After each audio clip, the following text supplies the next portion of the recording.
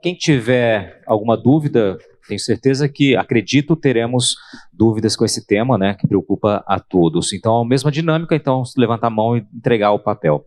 Renato, a gente conversava aqui antes, primeiro parabéns, né, acho que traduzir números dessa maneira, de maneira rápida, e trazer o efeito prático, né, e no bolso de todo o setor, com a proposta, claro, sem atualização, como você mencionou. A gente conversava um pouco antes da tua apresentação aqui, sobre uma preocupação que eu tenho visto entre os produtores lá em Mato Grosso, entre as entidades que representam o setor produtivo. Acredito que isso também seja uma preocupação aqui em Mato Grosso do Sul e em outros estados. O imposto sobre consumo, né, bens e serviços. Como ficam as arrecadações dos estados do Centro-Oeste, onde nós temos uma população muito menor? Esse é um ponto que eu sei que preocupa muito, queria a tua opinião sobre isso. E, em continuidade a essa pergunta, a sua resposta, essa queda de arrecadação que eu tenho visto que pode ser muito grande nesses estados com baixa população, não pode também gerar uma outra preocupação para o setor produtivo, já que é a fonte de riqueza dos estados do Centro-Oeste? Sim. Sim, porque nos preocupa. Vejam, aqui é o desafio do agronegócio, eu trouxe. São questões fundamentais para o nosso setor. O setor de transporte está fazendo a mesma coisa, o setor de serviços. E notem, não é uma questão fácil do ponto de vista de encontrar a melhor equação para esse problema. E quando a gente traz, como você colocou, Luiz, as questões federativas, a coisa complica um pouco. Por quê? Hoje a gente paga o ICMS na origem, onde se produz.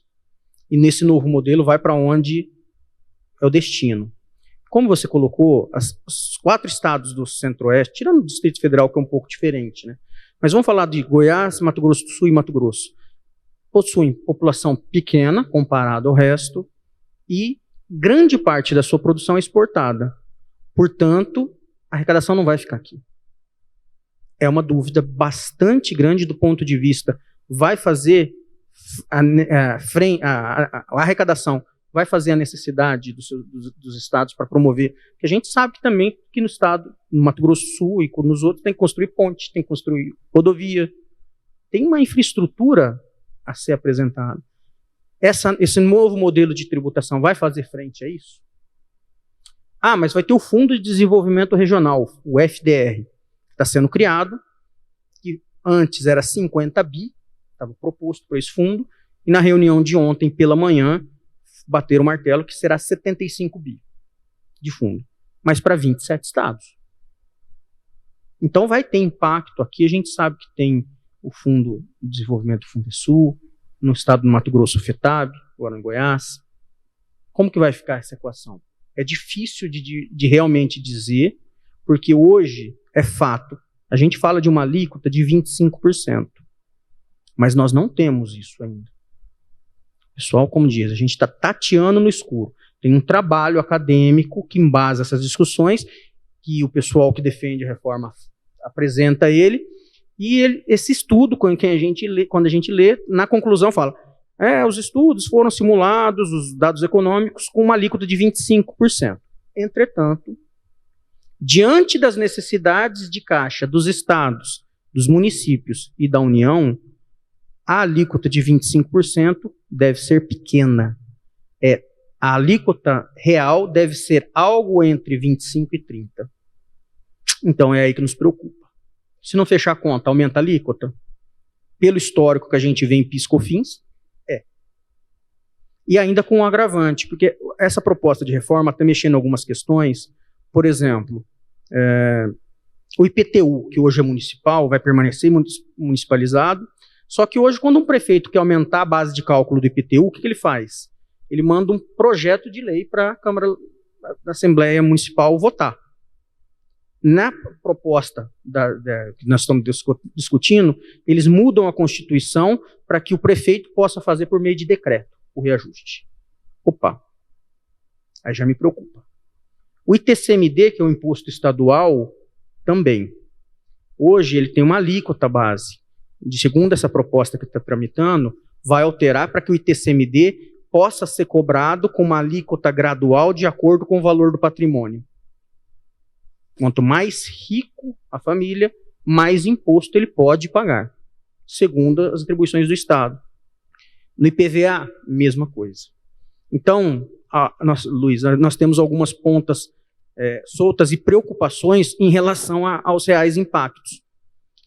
Talvez a gente esteja assinando aí um cheque em branco do ponto de vista do contribuinte, mas do ponto de vista federativo, é um conforto para os prefeitos e para os governadores saber que vai ter essa válvula de escape.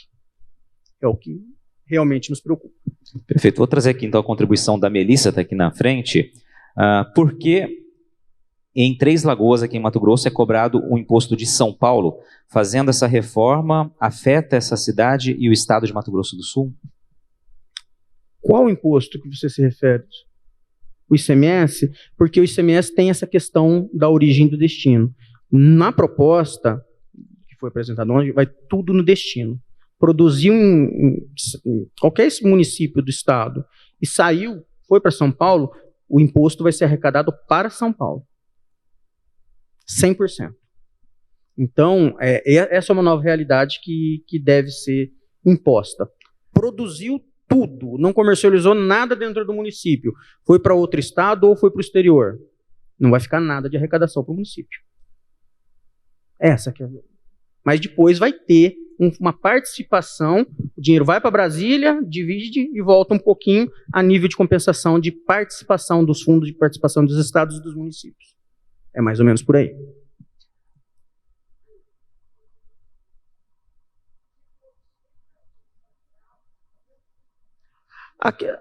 Eu acho que mudar o padrão de produção rural, eu acredito que não. Tá? Mesmo porque, quando você se fala numa fábrica, numa indústria, aí sim. Realmente. Uma indústria que veio ao Mato Grosso do Sul há 20 anos atrás, Mato Grosso do Sul naquela época não tinha uma infraestrutura, mas veio por quê? Porque tinha benefício fiscal. Faz sentido, ela vai fazer essa pergunta, faz sentido eu estar aqui, sendo que eu produzo um bem, seja qual ele for, eu produzo aqui no Mato Grosso do Sul, coloco no caminhão e vou vender em São Paulo? Acho que é melhor eu mudar para São Paulo, de uma vez por todas. Porque já que ao final da transição, aquele benefício fiscal que me foi dado lá atrás vai morrer. Talvez faça uma reavaliação da melhor alocação. No agro não dá, né? É a propriedade. Mas sim, tem algumas preocupações do ponto de vista municipais, do ponto de vista de arrecadação. Pois é, e a gente tem a preocupação, né, nos estados com relação à menor população e a questão logística, né, estamos distantes, né, dos principais centros consumidores, é um outro ponto que prejudica, sim, os estados nessa atratividade de novas indústrias, novos investimentos, né. A gente está com o tempo terminado, acho que chegou mais uma pergunta, estou vendo ali, enquanto chega aqui para mim, deixa eu só fazer uma pergunta com relação, você falou dos insumos, Renato, fiquei numa dúvida, a gente está acostumado a acompanhar como imprensa, ano a ano, estávamos, né, uma corrida muito grande, uma batalha muito grande, especialmente da CNA, para conseguir a renovação do famoso convênio 100. Na última renovação, se eu não me engano, foi por 4 anos. Como fica essa questão?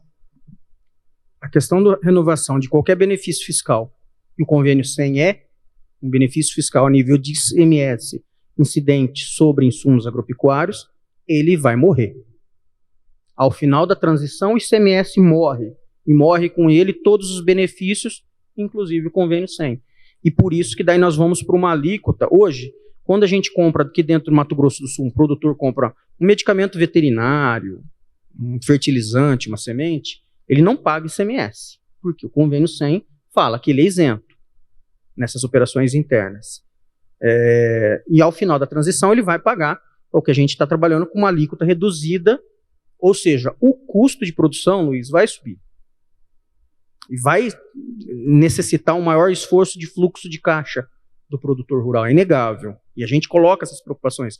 Notem, a reforma tributária vai impactar no plano agrícola e pecuário dos próximos anos. Por quê? O custo tende a aumentar. Ainda que pouco, vai aumentar. Ainda que esse aumento se transforme em crédito para o produtor abater nas suas vendas. Mas por um período de tempo, ele vai ter a necessidade de um esforço maior no fluxo de caixa dele. Perfeito. Renato, tem 2 perguntas aqui, vou fazê-las conjuntamente para que aí você possa responder, a gente encerra o painel. Já agradeço a participação do pessoal aqui. É uma problemática discutir a reforma em um momento que outros setores estão ruins. Os olhos vão crescer sobre a riqueza do agro. Estamos no momento certo para aprovar mudanças? Quem pergunta, né, comenta e pergunta, é o Alexandre, acho que é Junqueira aqui, falhou um pouquinho a caneta dele, mas acho que é isso, Alexandre Junqueira. E no longo prazo, o IVA, né, ou o IBS, pode descentralizar a indústria? A primeira pergunta, as duas boas perguntas, respondendo a questão do Alexandre. Vai ter impacto. Não tem, é inegável. As duas, acho que a gente pode responder que sim. Teremos impacto. Se a gente fala que o agro está crescendo, realmente está crescendo, vocês viram a projeção para o Mato Grosso do Sul aqui, e para o Brasil não é diferente, é inegável, sim, e a gente já ouviu essas conversas em Brasília, que é o setor que está carregando o Brasil nas costas, então é o setor que vai pagar mais imposto. Isso nos preocupa. É importante destacar também que o setor precisa pagar imposto. Porque a gente precisa de crédito, a gente precisa de rodovia, a gente precisa de ferrovia. E esse dinheiro pago tem que se transformar em bens para aumentar a produção, produtividade e tudo mais. E voltando à primeira pergunta do Alexandre, é aquela questão.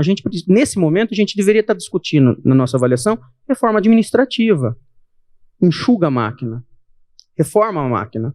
Qual a necessidade financeira de uma máquina enxuta? Será que a gente não poderia estar falando em uma possível redução de carga tributária? Se houvesse uma reforma administrativa, sim. Mas ninguém se discute. E hoje, nesse momento, a gente está vendo uma proposta que aumenta o tamanho da máquina pública. E alguém tem que pagar essa conta. A gente sabe que existem dois caminhos. O primeiro é aumento de impostos. E, vírgula, questão da reforma deixa de lado.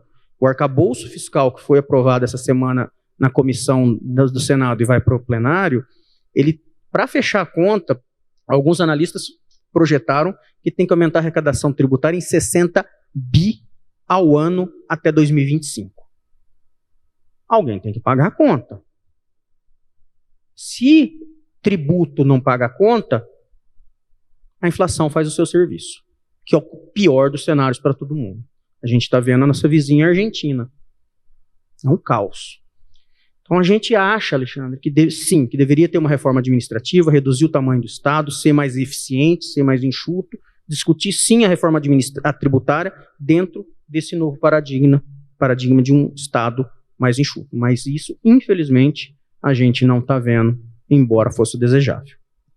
Renato Conchon, obrigado pela participação, parabéns, sucesso no trabalho. Sei que vai passar um final de semana aí lendo muito, estudando, encontrando, né, as brechas e as eventuais pegadinhas que todo texto podem apresentar. É por isso que tem esse trabalho técnico, né, tão bem feito e que é um trabalho em defesa do setor produtivo. Parabéns a toda a equipe da CNA, parabéns pelo trabalho, obrigado e recebe os aplausos do público. Obrigado.